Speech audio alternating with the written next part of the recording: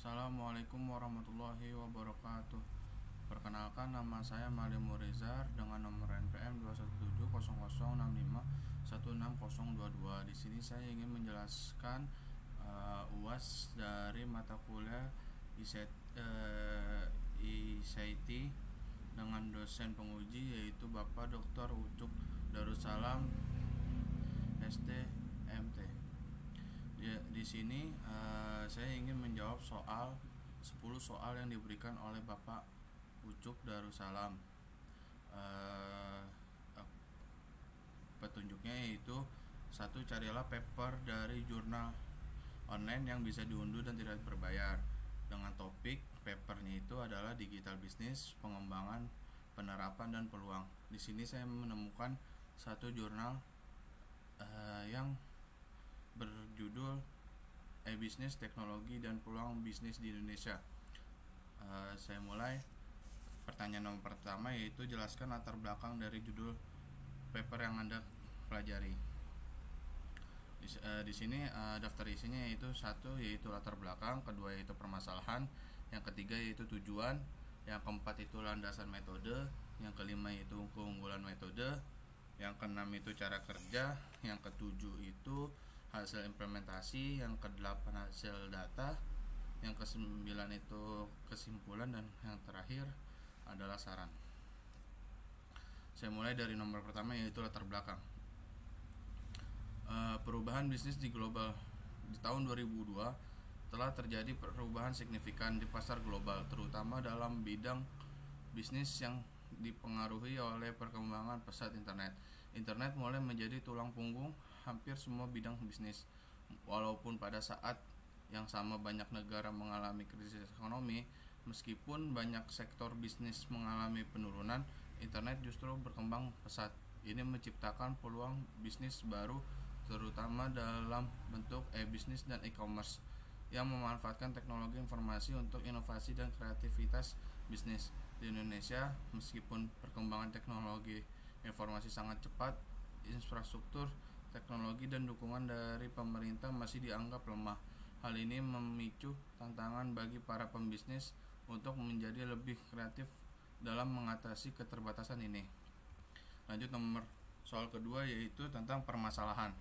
Permasalahan umum yang dibahas dalam paper ini berkaitan dengan tantangan yang dihadapi oleh bisnis tradisional dalam mengadopsi teknologi informasi. Secara umum, bisnis tradisional harus beradaptasi dengan cepat terhadap perubahan yang terjadi akibat perkembangan teknologi, terutama dalam hal integrasi teknologi informasi ke dalam proses bisnis sehari-hari. Permasalahan ini melibatkan aspek-aspek seperti perubahan paradigma bisnis, penyesuaian strategi bisnis untuk memanfaatkan teknologi informasi, serta pengelolaan sumber daya yang lebih efisien untuk bersaing di pasar global. Selanjutnya soal nomor 3 yaitu tentang tujuan. Tujuan dari paper ini untuk mengeksplorasi bagaimana teknologi informasi dapat dimanfaatkan oleh bisnis untuk menciptakan nilai baru dan memenangkan persaingan di pasar global. Tujuan utamanya adalah memberikan wawasan kepada para pembisnis tentang bagaimana memanfaatkan teknologi informasi secara maksimal, termasuk dalam hal implementasi manajemen dan eksploitasi teknologi tersebut. Dan metode dari paper ini mengusulkan pendekatan yang menggabungkan teknologi informasi dengan strategi bisnis untuk menciptakan keunggulan kompetitif. Metode ini melibatkan pengguna perangkat lunak seperti Microsoft Enterprise software yang dirancang untuk membantu integrasi dan eksploitasi teknologi informasi dalam berbagai aspek bisnis. Soal yang keempat yaitu tentang landasan metode.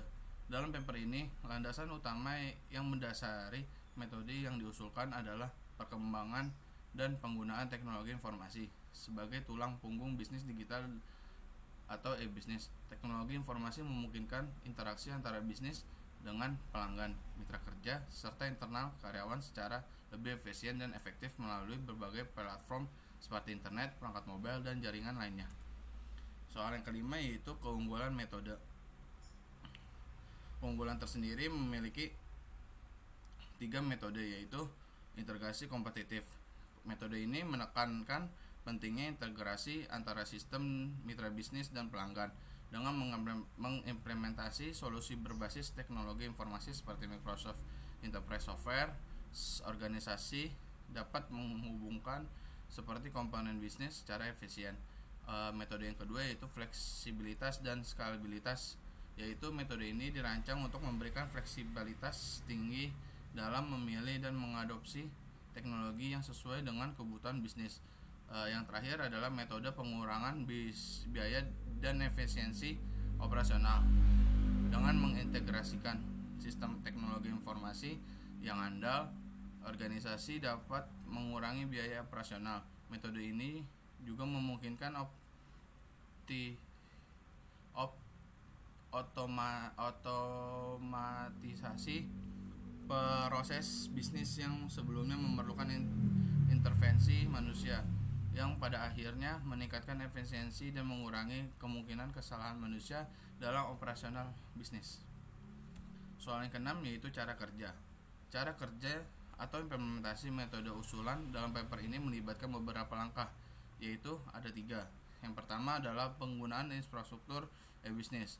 Infrastruktur ini menjadi fondasi utama untuk kesuksesan bisnis, memastikan bahwa keseluruhan lingkungan kerja dapat mengakses data penting secara efektif. Yang kedua yaitu integrasi teknologi dalam proses bisnis, yaitu melibatkan integrasi antara sistem yang berbeda untuk menciptakan proses bisnis yang lebih efisien dan mengurangi biaya serta waktu yang diperlukan untuk pemeliharaan sistem. Yang terakhir adalah pemanfaatan Microsoft Enterprise Software, yaitu perangkat lunak ini digunakan untuk meningkatkan hubungan dengan pelanggan, memperkuat kolaborasi antara karyawan, serta memperbaiki manajemen proyek dan analisa penjualan. Soal yang ketujuh yaitu tentang hasil implementasi. Paper ini secara tidak eksplisit menyajikan hasil implementasi metode dalam bentuk grafik, tabel, simulasi, atau pengukuran tertentu. Namun ia menjelaskan bagaimana penggunaan teknologi Microsoft dalam e-bisnis bisa memberikan berbagai keuntungan seperti peningkatan kerja, penciptaan nilai baru dalam organisasi, dan peningkatan efisien. Soal yang nomor 8 yaitu tentang analisa data. Paper ini atau jurnal ini tidak menyajikan hasil analisis data yang secara eksplisit dikaitkan dengan parameter-parameter yang digunakan sebagai indikator keberhasilan dalam bentuk grafik atau tabel atau analisa statik mendalam. Namun, beberapa kesimpulan kualitatif dapat ditarik dalam pembahasan mengenai penerapan teknologi informasi dalam e-bisnis, terutama dalam hal bagaimana teknologi ini mendukung efisiensi dan menciptakan nilai dalam organisasi bisnis.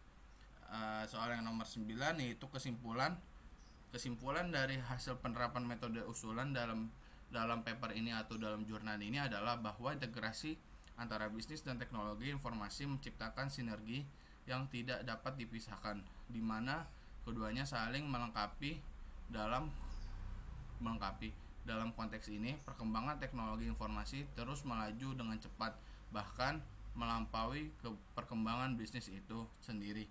Beberapa poin penting yang disimpulkan antara lain yang pertama yaitu produksi komputer terus meningkat dan harganya semakin terjangkau.